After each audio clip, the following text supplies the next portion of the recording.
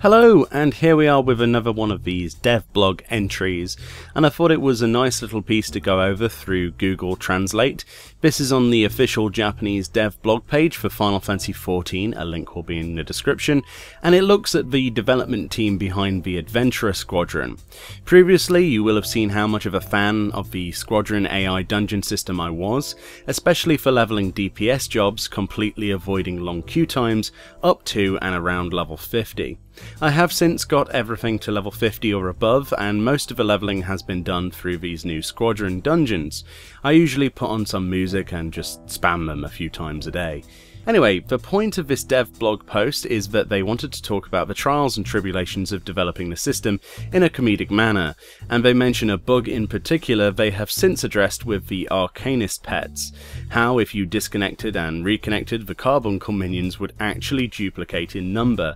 The project manager joked here that it's so cute he wanted to take them all through the dungeon together, mentioning they like to call it Carbuncle Land.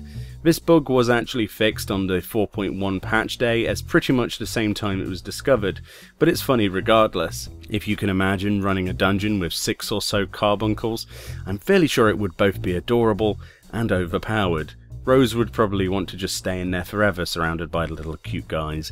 At the end of the blog entry, and the real reason I thought we should include this video, is another little detail announced for 4.2. That is that Copperbell Mines hard mode will be one of the 3 new dungeons being added to the Squadron missions list as of 4.2 in late January's release. They also mentioned there is a planned system of adjustments to the way that the battle members fight in regards to behaviours and how the AI works out. This is quite significant. I really enjoyed the NPC AI. It was at its absolute pinnacle in the demonstration they gave during the final battle in the 4.1 storyline. I won't spoil for you if you haven't done it, but it was particularly amazing in that battle, with certain NPCs acting out perfectly to boss mechanics, and it can only be improved over time.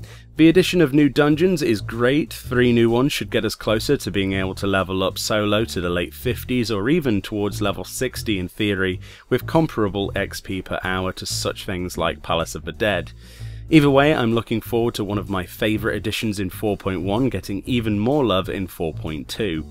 For more on the latest updates from 4.2 and indeed Final Fantasy XIV, please consider a subscription to the channel. There's a lot more on there for you to go and check out. Thank you kindly for watching, and I'll see you all next time.